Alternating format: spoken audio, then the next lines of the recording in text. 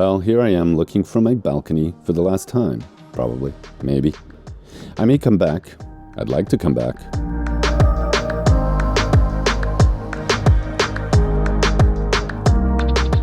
So much seems to be changing in this little remote village. The new road coming here is spreading throughout town. Everyone seems to be participating in some way.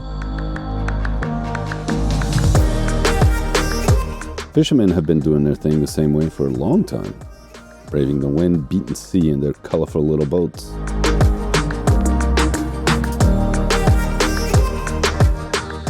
This groove bears witness to years of hulls dragged against the hardened lava, filled with fish to fry, simmer, or boil, or sent to market inland.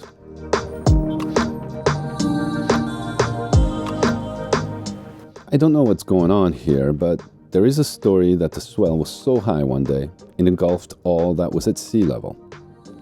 And this makes me think of something. Could I anchor here? I mean, these fishing boats are tied up here. I asked, and I was told yes. This woman here went swimming in this natural pool, the usual bathing spot being rather stirred today.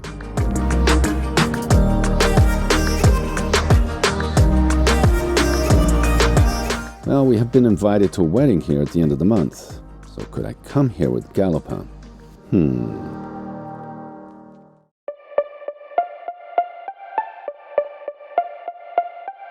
We had met Donna Maria earlier, and she invited us to visit her guest house. We didn't have much time as we were to leave midday, but a promise made is a promise kept. The tour begins here in restaurant Sonafish, decorated with posters of the island's diverse ecosystem.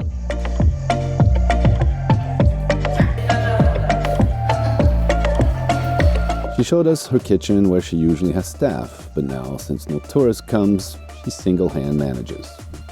Donna Maria explains how these entire floors will be rented by groups of curious and hungry trekkers who'd have a full kitchen at their disposal. Normally, these floors would be smelling of coffee, French bread, and cigarettes, as many of her clients would be French. Alas, tourists, French or others, have not come this season to add imported aromas to the local colors. They could even have parties on this patio, as well as the entire roof. Me, I considered if I could anchor my boat there, near these fishing boats. Wouldn't want to do it on a day like today, though.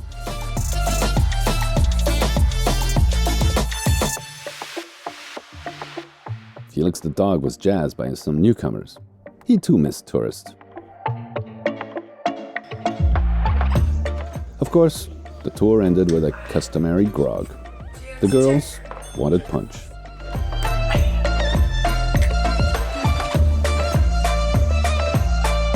Well, yeah, it's time to hike back up to the house. Say a few goodbyes along the way, like to Nanny and Edson here, who I believe fell in love with Mauricio for a few days.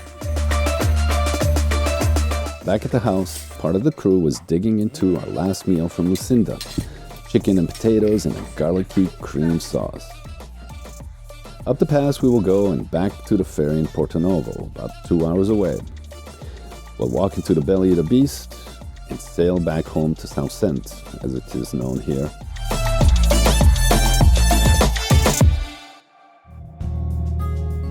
Now, while I was away, someone would have to take care of my darling Galopin. I had checked the drive shaft, and the play I could feel was not a good thing. I need to change my Cutlass Bearing, I deducted. But how? Well, the folks at Boat CV at the marina knew what to do. This is Kai, who saved the day. Oh, he's filming. I thought you took a picture. Yeah. All right. He's not as pretty as Liliana, but he came through. He's cool. I try. I'm working on it. You're working on it? Yeah, every year. First of all, they had the part. Liliana's too cool, man. There are two ways to execute this project. Haul out the boat or do it in the water. She has my Cutlass Bearing. Thank you, Liliana. Welcome, Alex. Hauling out is very expensive, but then comes this man, Gilson. He fashioned a custom tool for the job. The first and toughest part was to remove the propeller. He had been trying while I was away. The tool was just not strong enough, so he kept at it. He went from 8mm bolts and screws to 10mm and finally 12mm, but with no success as of yet. As I've said before, People here are tough and resilient and don't give up. This would be his 4th try. He threaded and turned until we heard a sharp crack. That was it. I thought we might have broken something, but no. Gilson had snapped the propeller loose just as he has done it many times before. He would not let this prop stop him from getting the job done. I believe in Gilson. I believe in you, man. And to think there were some naysayers who said that it couldn't be done or should not be done that way. Too risky. But I had confidence in Gilson, and confidence and trust in people has given me mostly great results in return. That being said, it was just the first part of the job, and the hardest, perhaps. Now we needed to take the cutlass bearing out. He had the tool, held his breath, and down he goes. The tool did not quite fit. That's just because the zinc anode was in the way. Now he could get his tool in place. And I must stress again that Gilson is doing this free diving, no oxygen tanks. It saves money, and kind of gets in the way. I helped as I could, bringing tools down and a couple of Velcro straps to hold the push guide together. And with many twists of the wrench, the cutlass started slipping out.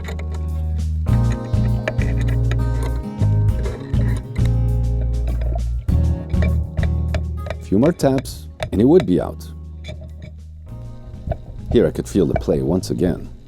So Gilson here was able to take off my propeller, take off my cutlass bearing. It's quite amazing, man. Underwater with no oxygen tanks, just holding his breath. And now we just have a little issue with the cutlass bearing, the new one. It's not the same diameter. So what do you think we're gonna do, Gilson? Well, first thing, look for a new one, and then if we don't find a new one, we can machine this one, make it like a sleeve, and then put this inside, and then we make some safety bolts there and some more if necessary. We should be able to find one, but otherwise we can do something. Yeah. Well, here you go. This is Cape Verde. Anything is possible. This is Africa. Another reason why I love it here. They have great music, great people, and people get shit done. They just do it. They don't complain, they just do it. This expresses that there are no problems, only solutions.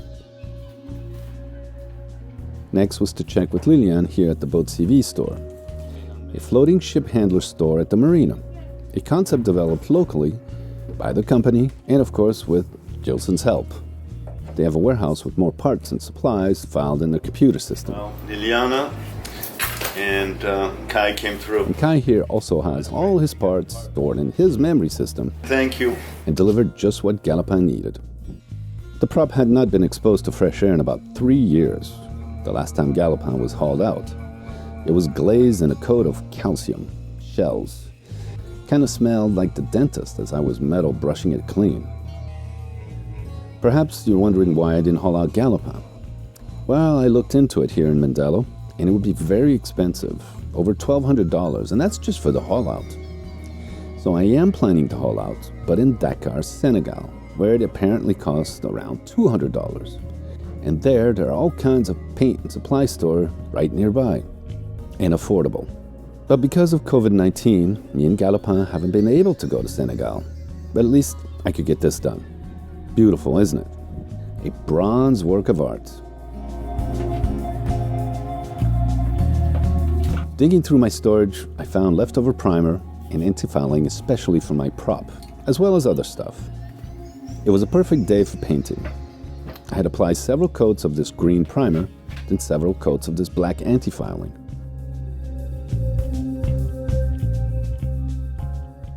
Okay, so Gilson's here for phase 2 of the cutlass bearing change. We've removed everything, painted the propeller with a bunch of anti-fouling. And now Gilson's going to do the final phase of this procedure.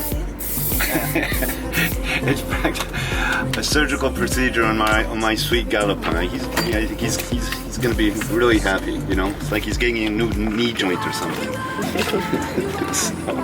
And it's a great day, good visibility, hopefully down there in the water. So let's go check out and see how Gilson puts it all back together. First, Gilson had to drill and tap 2 holes for stainless steel screws that will hold the Cutlass in place. Now remember, we're doing this at anchor, not on land or docked in a marina. Drop something and you'll be scouring the sea floor for it. And look how organized he is. He must have some Swiss or German blood flowing through his veins. Actually, Gilson is 100% Cape Verdean.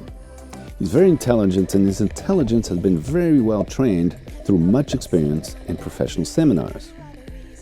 The Cutlass fit into place perfectly and was secured. Now time to put the prop back on.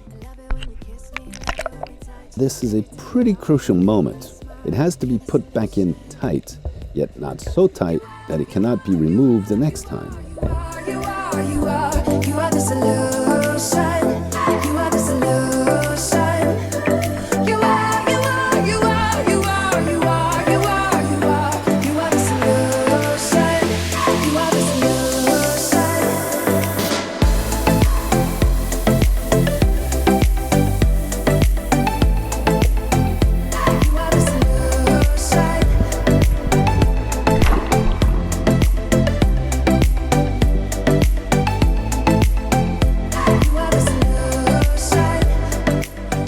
There was a time when Gilson was a gymnast. I'm not joking. And here, as you can see, he puts that experience to use also.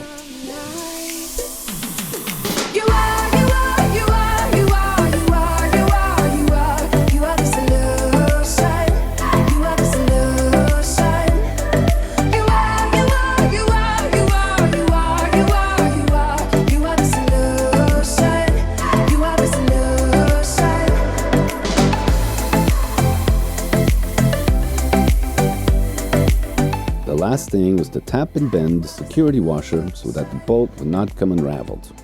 Job done. Now just to reiterate, this is my old Cutlass Bearing, worn to almost bare metal. We took care of this just in time. And now for a quick test.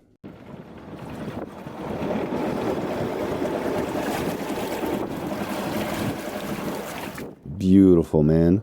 No more vibrations and that awful gargle.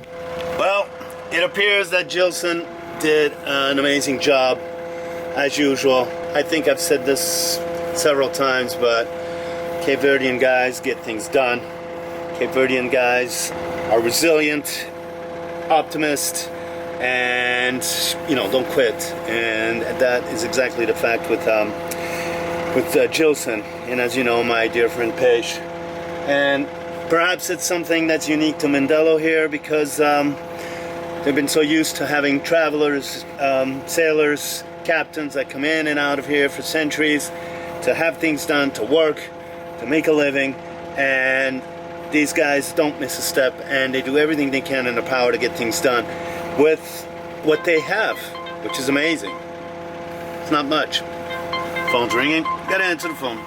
I don't. Here's Peter. Next will be a Cape Verdean open sea trial.